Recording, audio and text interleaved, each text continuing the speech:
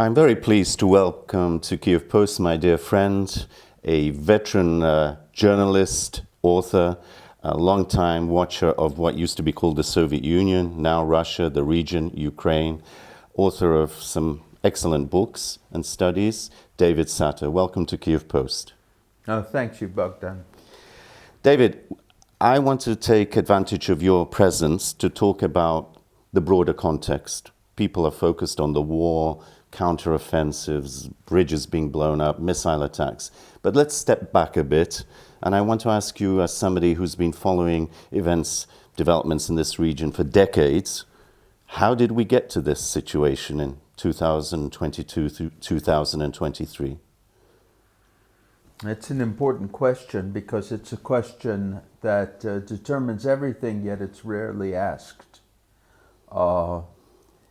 The Russians have succeeded in creating the impression that they are trying that Putin is trying to restore the Soviet Empire, that he has some kind of grand geopolitical vision, that he's motivated by some sincerely held ideas, that he's in fact a patriot of Russia, and that he cares deeply about his own country. The reality, of course, is completely different. The reality is this is a criminal group with absolutely no regard for their own country or their own people, and has a Soviet disregard for the value of human life. They're worse than traditional criminals. They deliberately target innocent people, and they do it in order to create terror. That's how they came to power. The first thing that's important is to understand there's no idealistic motive here.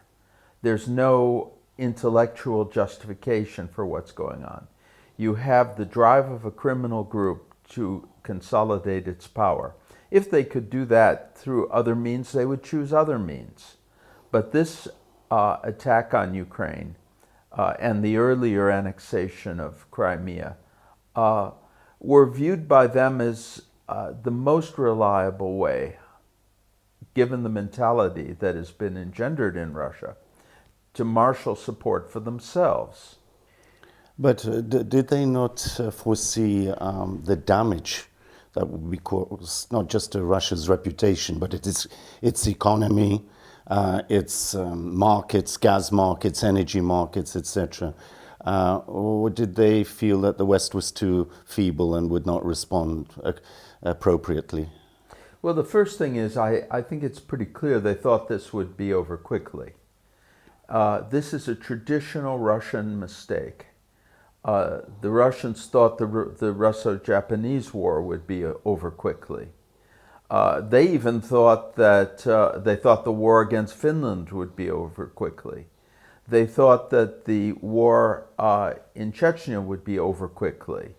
They always expect to be greeted as liberators. In fact, they are never anything but liberators. They went into Hungary to liberate the Hungarians, went into Czechoslovakia to liberate the Czechs, intervened in Afghanistan to protect Afghanistan. The Russians never do anything except out of the most noble motives in their own lights and according to their own propaganda. And they always expect it to be easy.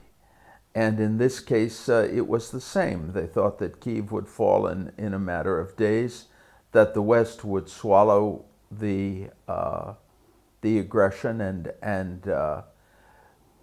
and would not put up any serious resistance. And we gave them every reason to believe that that would be the case. Let's step back even further. The Tsarist period, the history of Russian imperialism.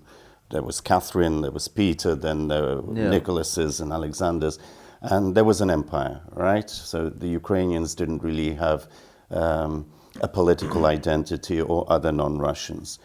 But after the Soviet period, when we had the pretense of a federation of nominally republics that were sovereign, yes? Why this revisionist return to blatant imperialism, denying the existence of, for example, the Ukrainians as a distinct people. What sense does that make for a Russian despot trying to govern a huge area? Here's what happened, in my view. Russia is a very special country in that it's organized psychologically like a movement, not like a normal state. And that's why it was so natural for Russians to create an empire. It was a land empire, but in the case of the Brits and the French, there were powerful economic motives.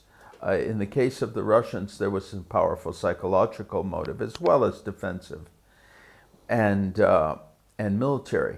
But what's important here, I think, is that the fall of the Soviet Union and the humiliation of Russia, as many people saw it, created a vacuum that any demagogue was equipped to fill.